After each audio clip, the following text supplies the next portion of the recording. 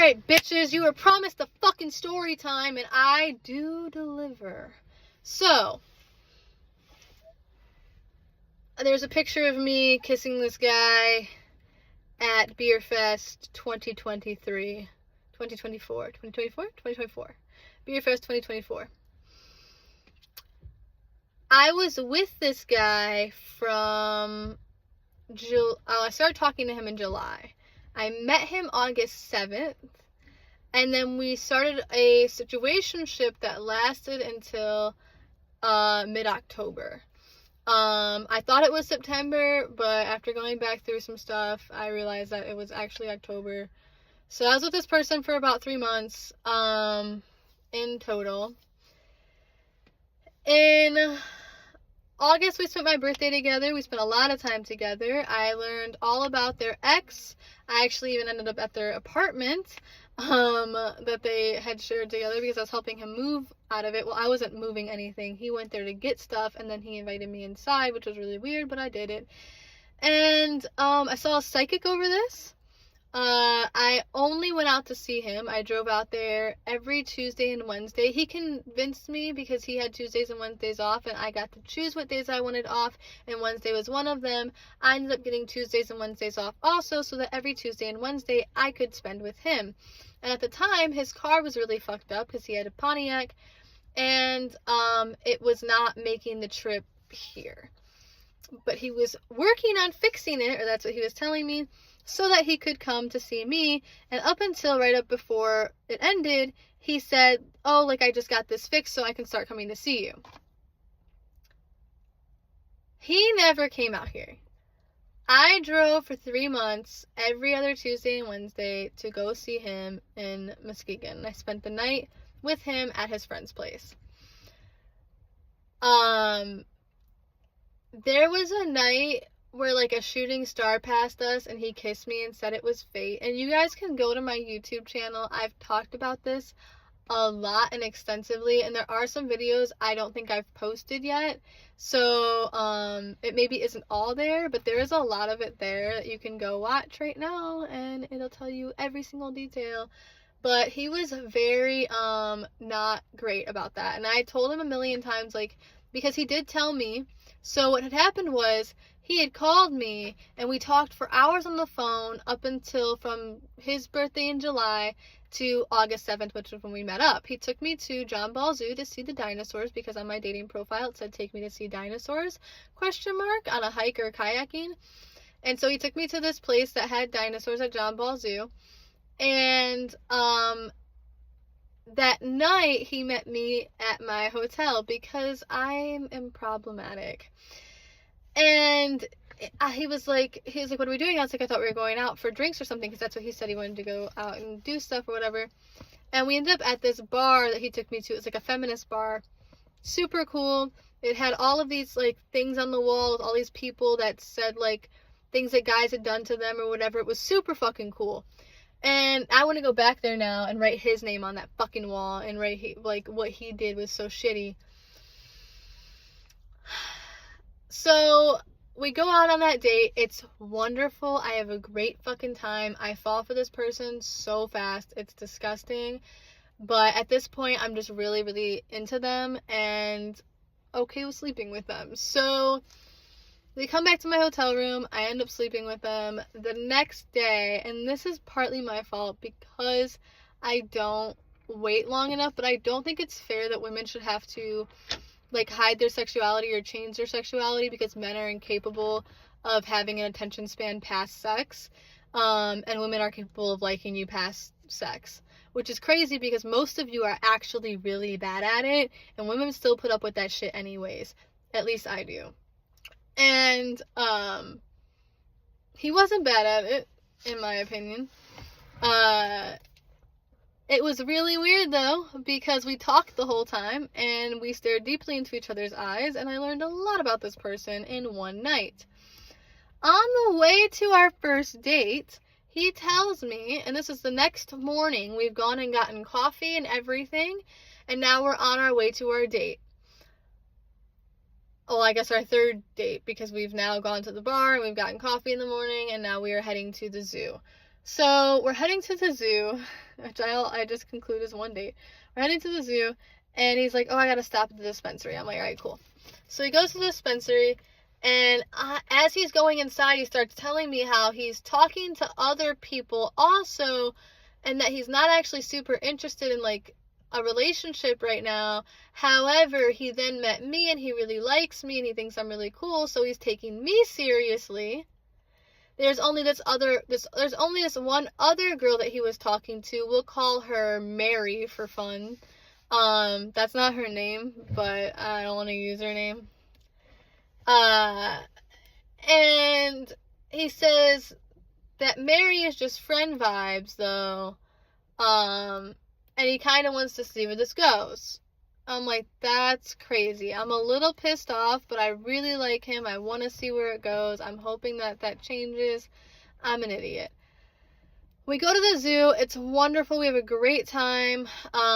Things go well, obviously, because I then continue to see him through September.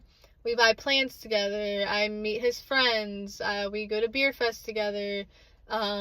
We spend my birthday together. We did a lot. We did a fucking lot. I even went to, like, his 2 workplaces. I brought lunch to his fucking work when he was at work.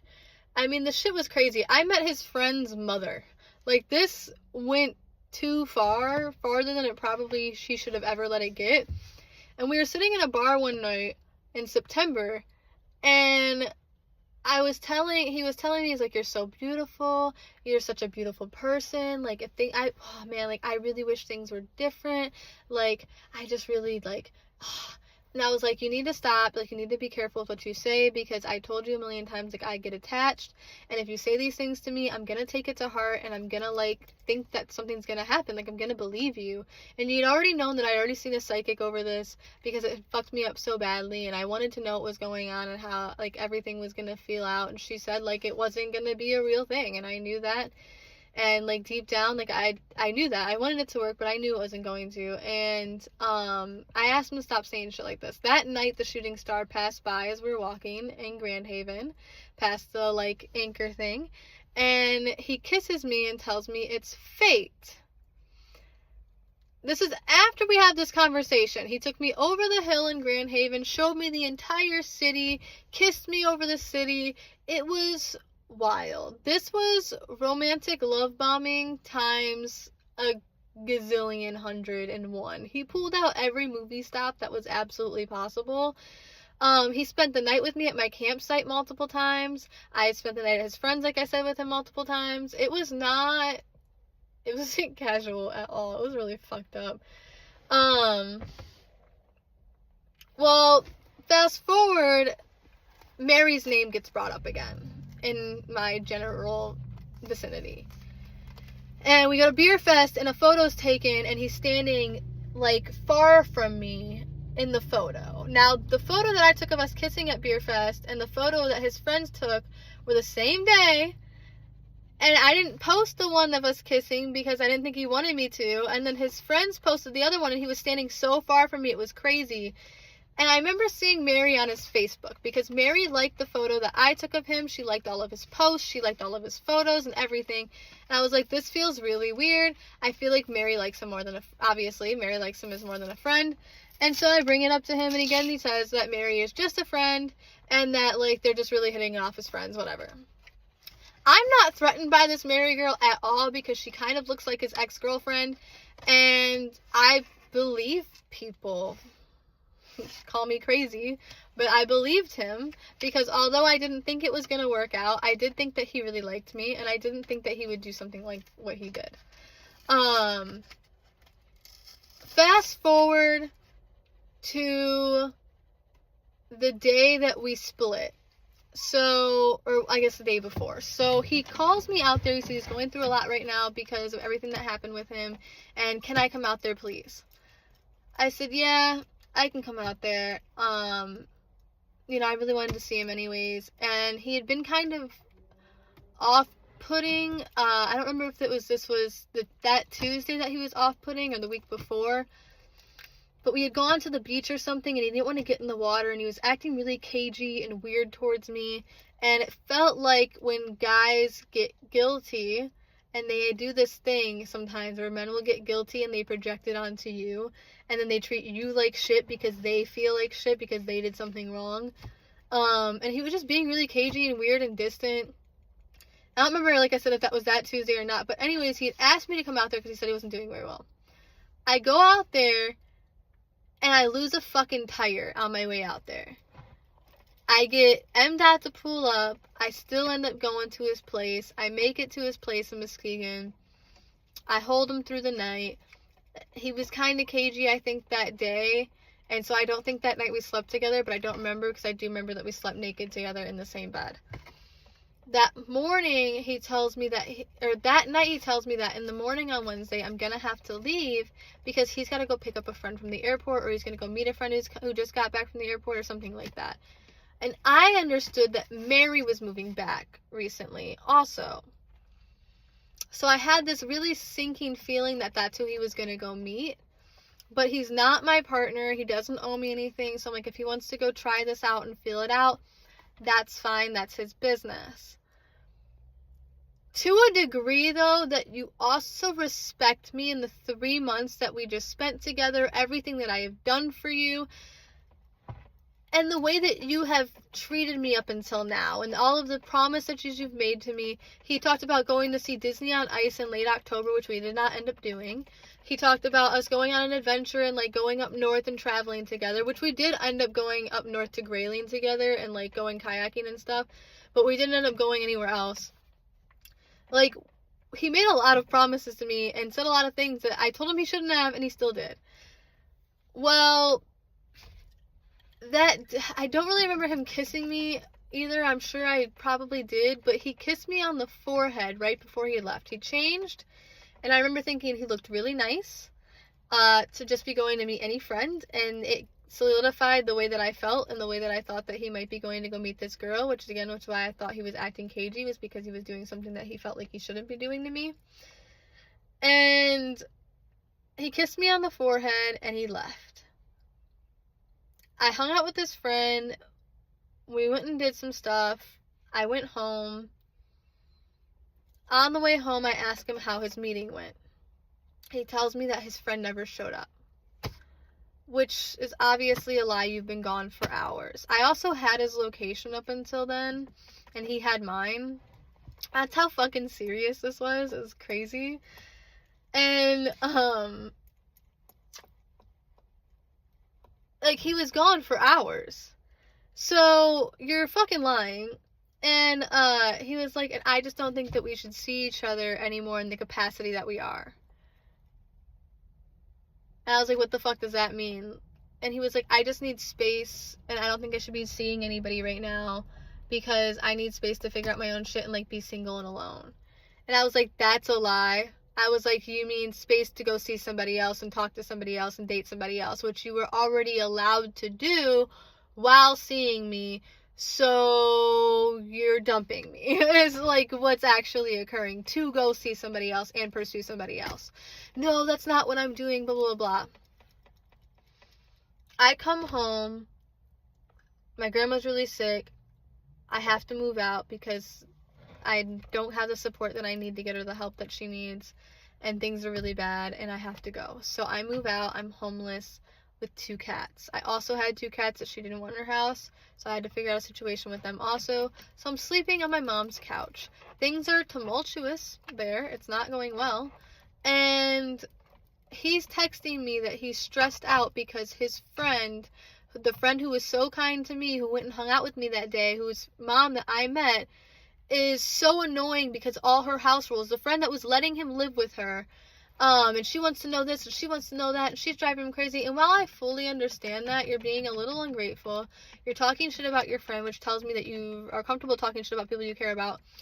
And then, I don't know, like, just tomato, I was really there for you when you were going through a lot, and now I'm going through a lot, and you're sitting here complaining to me about some third world bullshit. Like, I'm just not into it. That is not what I was trying to say. Like, his third world bullshit. Like, his, like, dumb shit that no one cares about.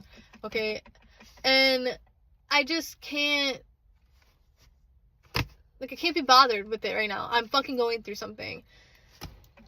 And instead I was like, I was there for him, and then I was like, I don't know what I'm going to do either, blah, blah, blah. And he was like, yeah, my grandparents, he used to complain about that again. And I knew his relationship with his grandparents and everything. So that was in late October, right before November. November hits, and he's posting online about some lady in his life having a house, all this dumb shit. In January, he posts that he's in a relationship with Mary. The whole time, out where I can see it, by the way, because he didn't block me until after he ended up in a relationship with Mary. He left communication open all through January, and I even messaged him, and I was like, usually when I don't want to hear from somebody anymore, I block them. And not just because I don't want to hear, but out of respect, if I'm gonna go see somebody else and stuff, I'm not gonna throw that in your face so that you can see it and it hurts you more. I was going through so much. I just lost my grandmother. My cat ended up dying in April, so that hadn't happened yet, but I just lost my grandmother. I was fucking homeless. I was just moving into this new place. And he is fucking the girl that he told me not to worry about, and that was just a friend.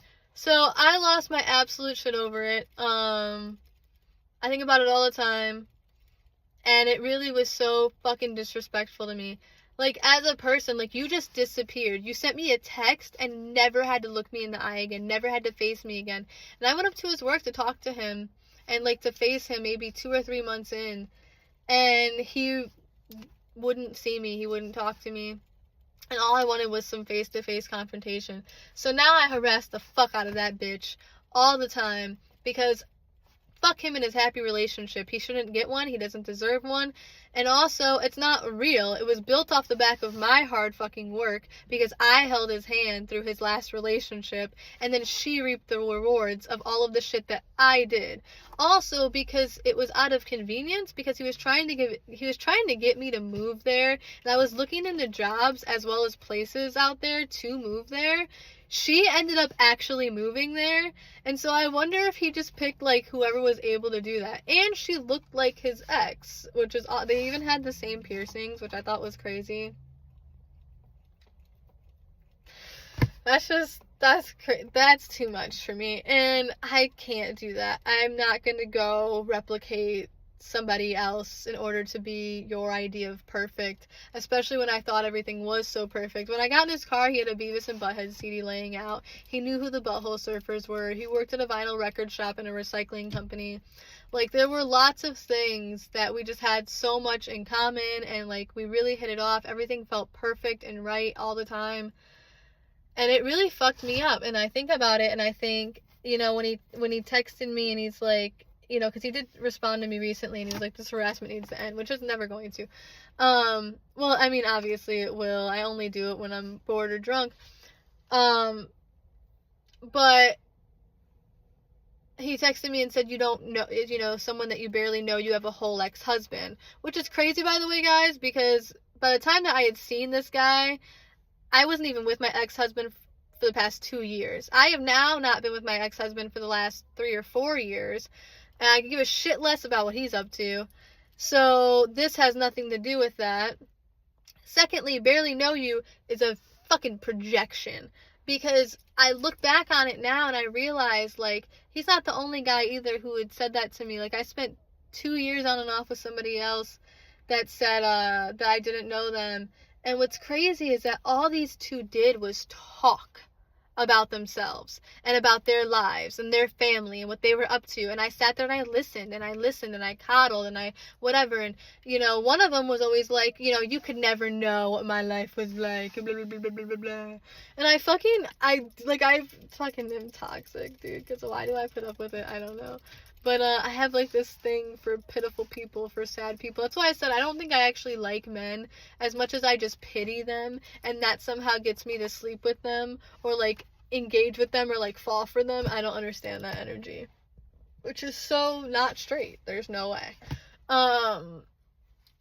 But anyway, it's I learned a lot about you. So in truth, you don't know anything about me. Neither of these people that ever came to my place ever saw my things, ever got into my life, ever met my friends, ever went to my workplace, ever bought me my favorite foods, ever went to my favorite places.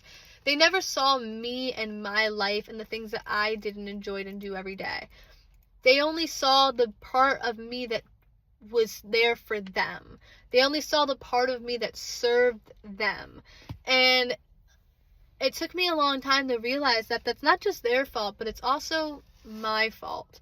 Sometimes I get involved with people and I try to fix or help or take care of them more than I do worry about whether or not they're meeting my needs and the things that I need. And while I did really like this person and they were meeting all of my needs, I was blinded to the fact that they were going through a lot right now and would have been anything that I wanted them to be just so that they didn't have to be alone. And that's the unfortunate truth of it, is that it was that I was there, and while they probably did really like me and I probably was really cool, I wasn't able to be there every single day. And this was a broken person who needed someone to love and care about them every single day. And I just wasn't able to do that. Like, being here and only being out there for 2 days, it just wasn't gonna happen. But more to the point, like, actions speak louder than words, and while he did say he was gonna come out here, and I believe that, he hadn't yet. And I need to get to the point where I start making certain things a requirement, otherwise I just don't respond or do it. Like, for instance, I hold a standard that I think, because we're all adults and we're in our 30s almost, or 29, I'm 29, that when you come to my place to pick me up for a date, which won't be the first date because you'll never pick me up at my place on the first date, if you make it to the second date and you pick me up at my place and you don't knock on the door like a fucking adult, I won't come. If you text me here, I just am not going to come to the door. We will not go on the date. Because you're an adult. Come knock on the fucking door. That's a standard now that I have, and something that I won't accept otherwise. You know, if you live far, meet me halfway, or you come here for the first time. It's not, I can't go there unless you're gonna take me to the most expensive place in the world and then treat me to a whole week of love afterwards. There's no fucking way. Like, I just can't do that anymore. So, that was my little story time about how I got played by some dickhead in Muskegon, and how he low-key played the girl he's with now.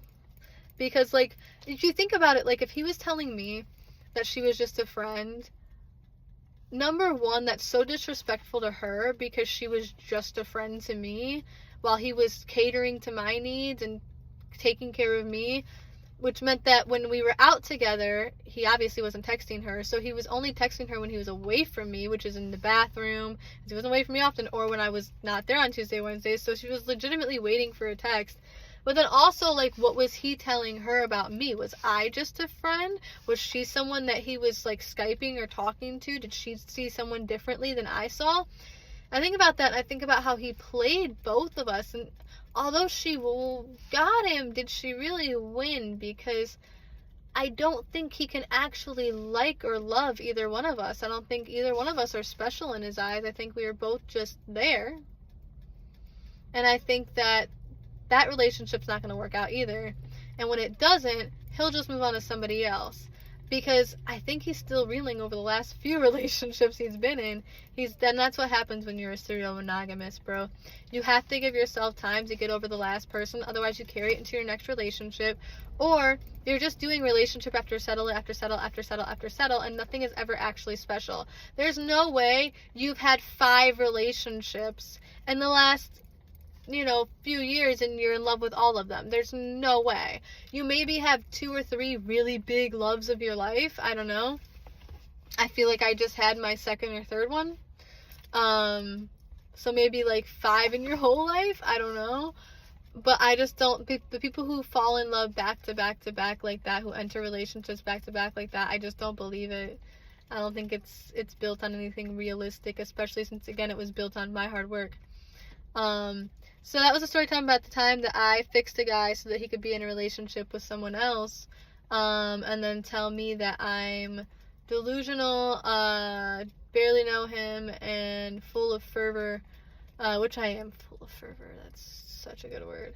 And to take the L, which is so crazy because take the L coming from a person who once sat like and kneeled at my side and told me how absolutely fucking perfect I was is crazy to me. Somebody who literally begged me to come see them at their workplace would then tell me that they don't want to talk to me ever again. Is crazy. Like, that's such a weird flip script to me. And I'll never get to see them. I'll never get to scream in their face. I'll never get to smack the shit out of them for the way that they disrespected me. I'll never get closure of any kind. So that's why they're getting songs written about them. That's why they're getting this story time. That's why they get harassed. That's why, because I will never make this somebody else's problem. I'll never take it out on somebody else. I won't make it my problem, even though it has become my problem because I struggle with trusting and dating now. But, I know in the end that I deserve better than that. It does still bamboozle me to this day because obviously, like, the person that I was with is not the person that is. It was just a representation that they were putting up for me. And when that happens, it's very difficult to get over, but, I'm managing every day, and I keep telling myself that that person does actually exist somewhere, somehow, and that eventually I'll find it, and that maybe it's just not guys, because guys, when I like them, it's never really a good thing. I don't know. I'm still working on it. I'm still figuring that part out. I'm doing better every day. Every time I see someone new, they're a lot better and nicer to me than the last person. They're more honest than the last person. Sometimes people don't like the people I date. They make and cast aspersions, and to that I say that some of the people that I get judged the most for dating end up being some of the best people that I've dated. So, yeah, that was my story time, and now you've also got a little TED Talk in there. And I don't even know if Instagram's gonna let me post this because it's almost 30 minutes long, but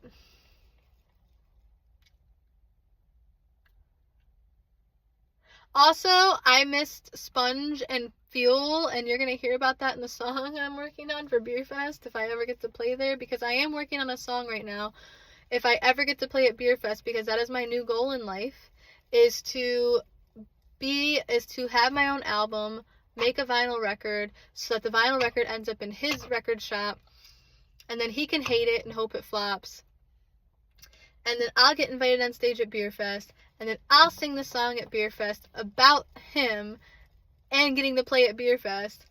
I forgot what I was saying. Anyways, that to me is the best revenge, so that is my goal. My goal is to play at Beer Fest, and that's why I'm writing these songs. And so I'm writing this song, I don't remember what I was saying, but yeah. And that's gonna be my best. That's gonna be my best revenge. So I hope you guys enjoyed the story time. Now you know why, and have the background to all of the songs as well as the photo and all of the stories and poems I've been writing. And thank you. I love you. Please love me. I'm dying. And okay, bye.